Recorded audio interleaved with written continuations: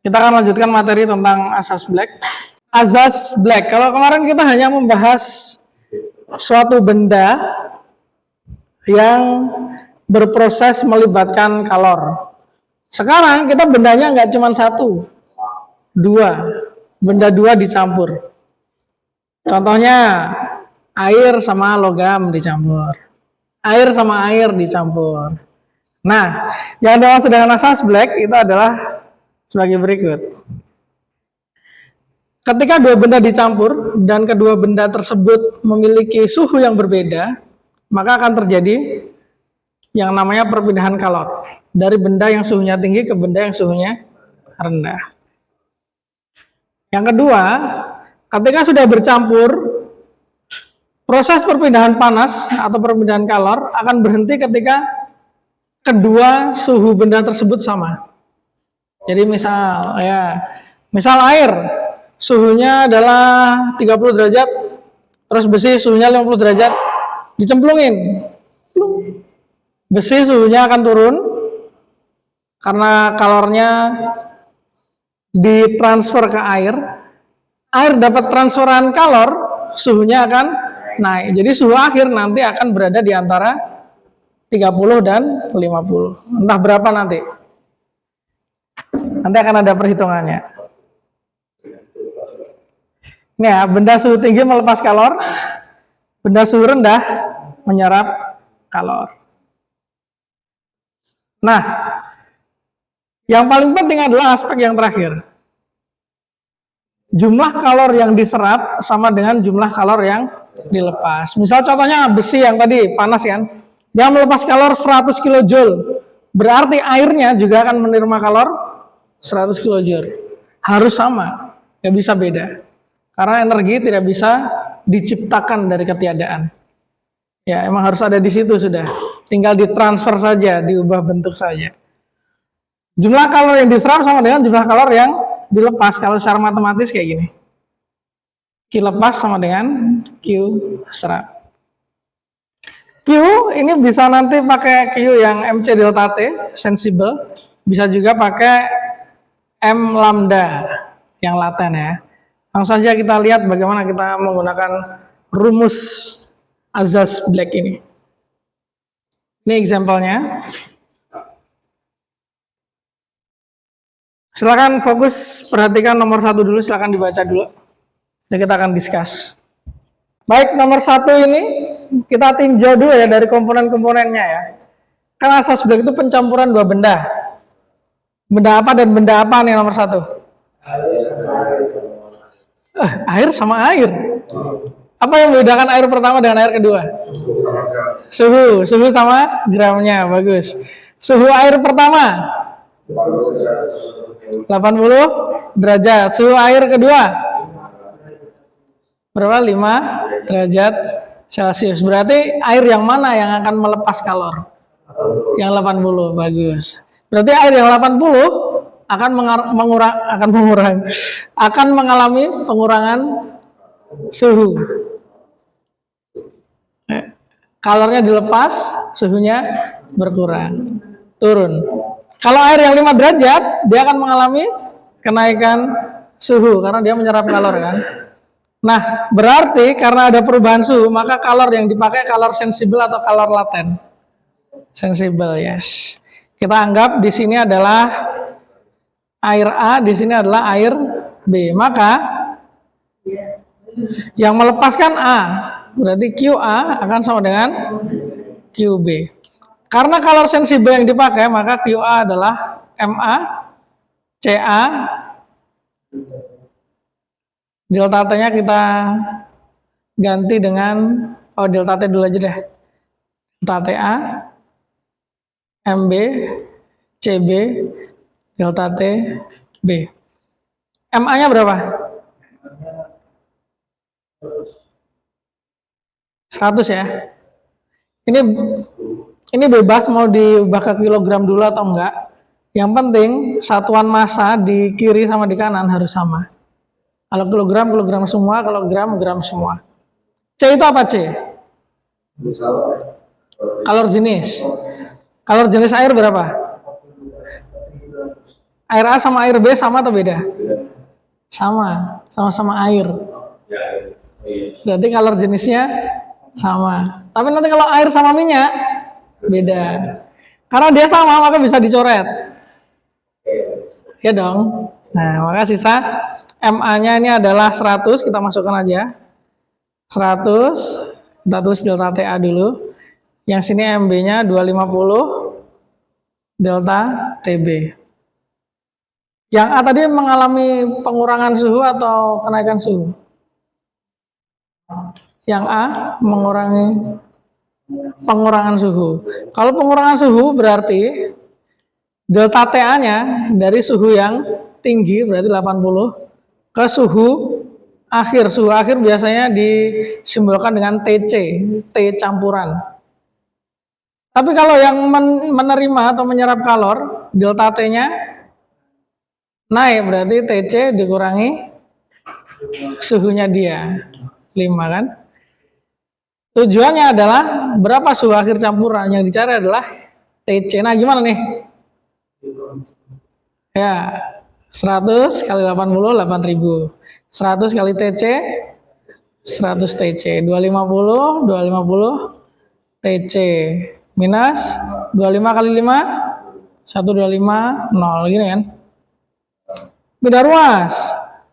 8000 tambah 1250, 250 TC tambah 100 TC. Berapa nih?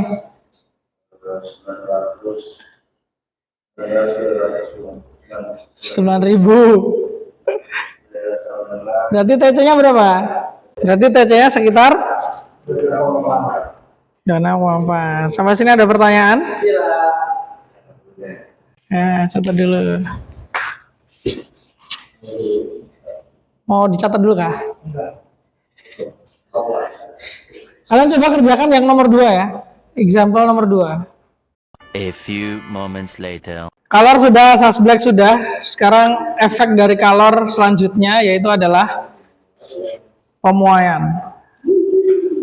Pemuaian itu apa? Muai. Mengembang. Perubahan ukuran. Bukan perubahan wujud ya.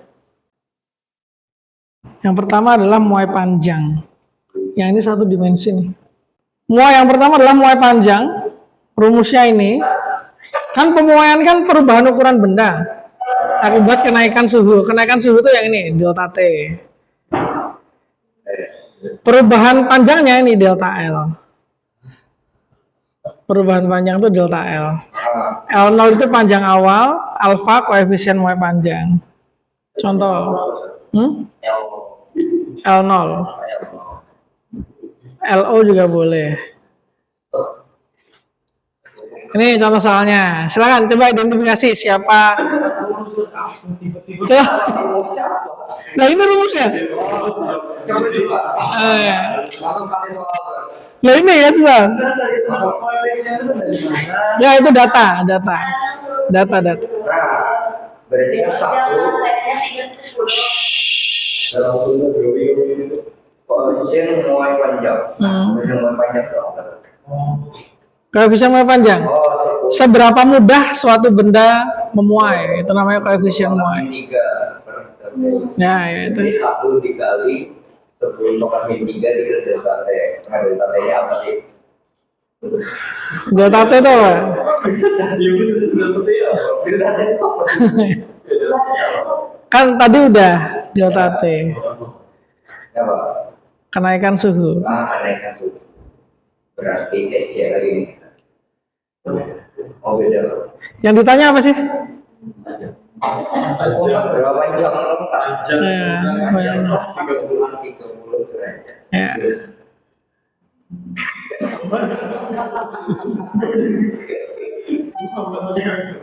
Silakan diidentifikasi dulu. Jadi yang kita bisa ketahui. Yang diketahui apa lagi?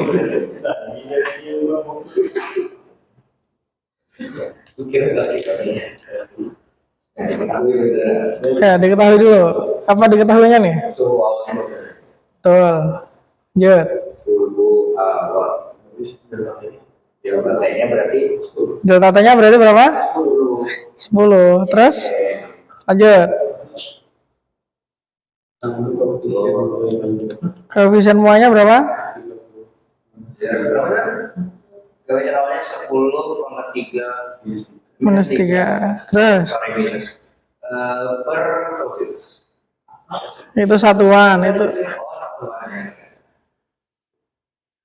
Kalau udah musim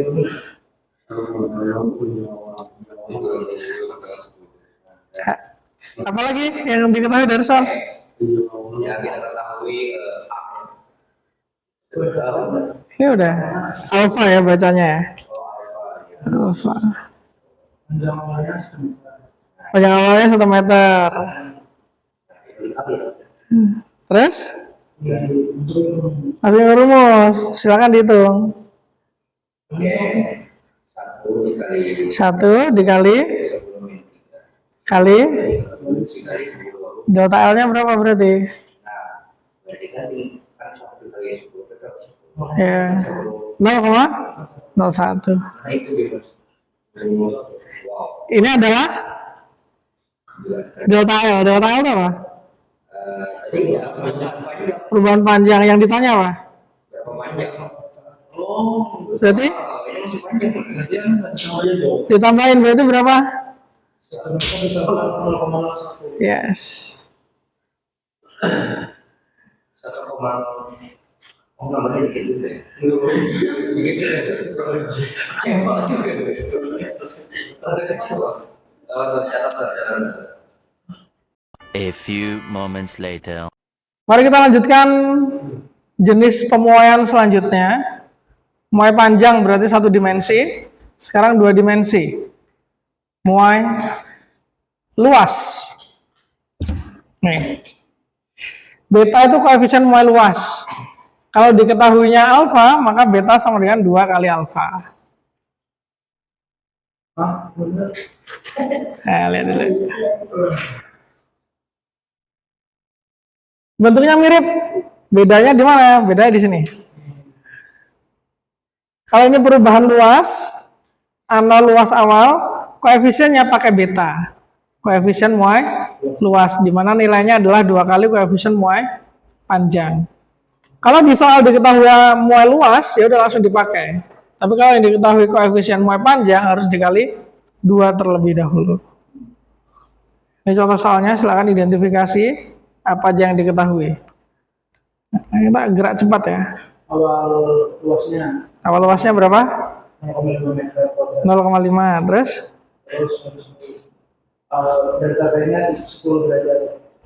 delta T-nya 10 derajat. Oke. Terus Koefisien panjangnya 10 kali 2. berarti betanya berapa? Ya udah 2 kali 10 pangkat -3. Ini. Masukkan ke rumus. Silakan.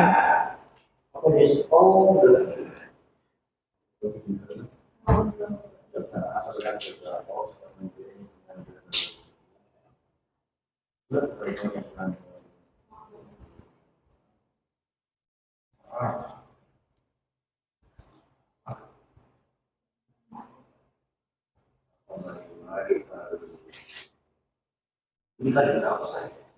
Tadi 2. 2.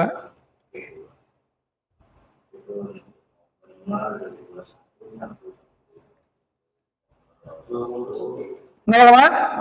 01. Yang ditanyakan siapa? Ditambah. Berapa tambah berapa?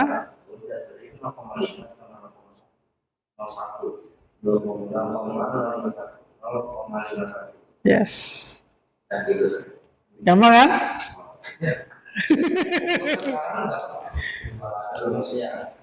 Silakan di ini dulu. Dicerna dulu. Kalau yang ini sudah,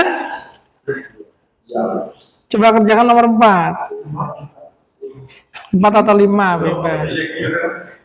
A few moments later. Lanjut, muai luas sudah. Mari kita ke muai volume. Sama rumusnya, mirip. Bedanya di mana? Bukan J itu gamma. Beda simbol aja. Ini koefisien Y panjang, koefisien Y luas, koefisien Y volume. Kalau tadi koefisien Y luas itu adalah 2 kali koefisien Y panjang. Berarti kalau koefisien Y volume 3 kali koefisien Y panjang, ya kan? 1 dimensi, 2 dimensi, 3 dimensi. Coba langsung kerjain. Sama ini salah satuannya, ini harusnya meter pangkat 3.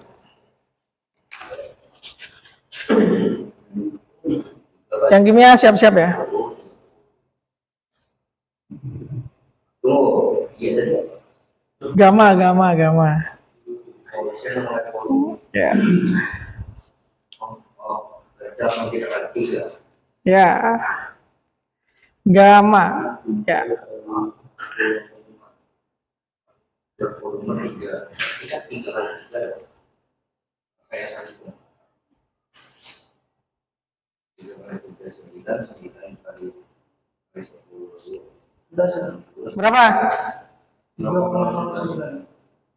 Delta V-nya dulu berapa? 0,09. Berarti V-nya adalah. Nah, makin cepat kan?